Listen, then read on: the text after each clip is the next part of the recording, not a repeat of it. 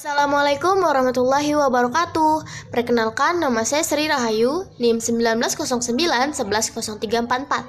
Saya berasal dari Fakultas Hukum Universitas Riau. Assalamualaikum warahmatullahi wabarakatuh. Nama saya Nikman Ilham, NIM 1909-124542. Saya berasal dari Fakultas Hukum Universitas Riau.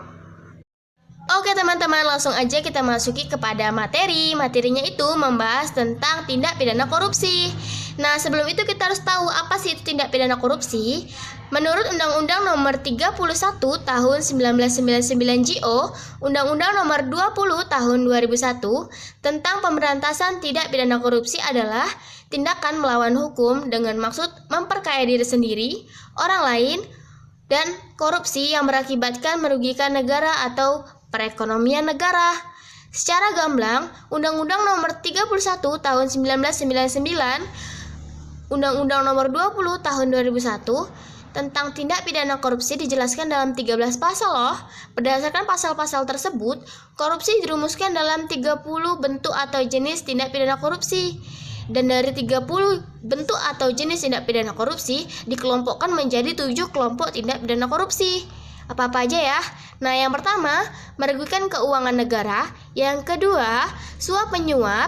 Yang ketiga, penggelapan dalam jabatan. Yang keempat, pemerasan. Yang kelima, perbuatan curang. Yang keenam, benturan kepentingan dalam pengadaan. Yang ketujuh, gratifikasi. Sanksi tidak pidana korupsi. Prof. Hipnu menyatakan dalam penjelasan pasal 2 ayat 2 Undang-Undang Nomor 20 Tahun 2001 tentang perubahan atas Undang-Undang Nomor 31 Tahun 1999 tentang pemberantasan tindak pidana korupsi, disebutkan bahwa kejahatan korupsi yang dilakukan pada saat bencana alam, krisis ekonomi, sebagainya dapat dipidana dengan hukuman mati loh.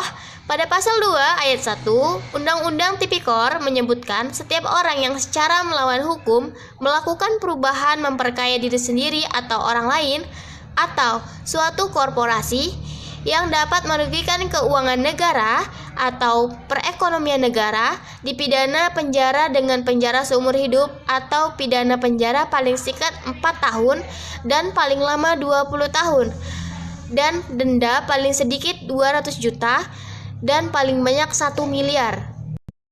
Baiklah, untuk selanjutnya akan dijelaskan oleh rekan saya.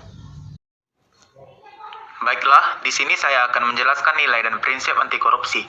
Nilai-nilai anti korupsi tersebut antara lain meliputi kejujuran, kepedulian, kemandirian, kedisiplinan, tanggung jawab, kerja keras, sederhana, keberanian, dan keadilan.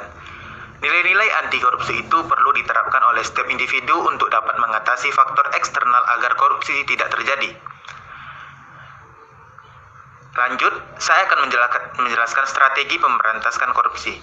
1. Pencegahan pada lembaga penegak hukum. 2. Pencegahan pada lembaga lainnya. 3. Penindakan. 4. Harmonisasi peraturan perundang-undangan. 5. Penyelamatan aset hasil korupsi. 6. Kerjasama internasional dan pelaporan. 2. Seperti yang kita ketahui, di Indonesia ini tidak luput dari yang namanya korupsi. Banyak sekali terdapat faktor penyebab korupsi tersebut di kalangan orang yang mempunyai jabatan rendah maupun tinggi.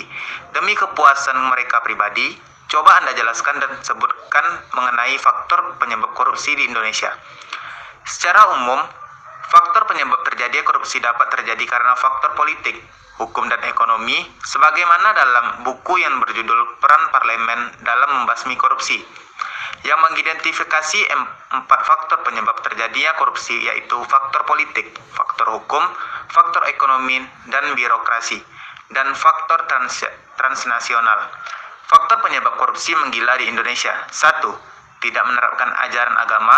2. Kurang memiliki keteladanan pimpinan. 3. Manajemen cenderung menutupi korupsi di organisasi. 4. Aspek peraturan perundang-undangan. 5. Aspek individu pelaku. Oke teman-teman, hanya itu yang dapat kami sampaikan. Jika ada kesalahan ataupun kekurangan dalam bahasa atau penjelasan, kami mohon maaf. Kami akhiri, wabillahi taufiq wal hidayah. Assalamualaikum warahmatullahi wabarakatuh.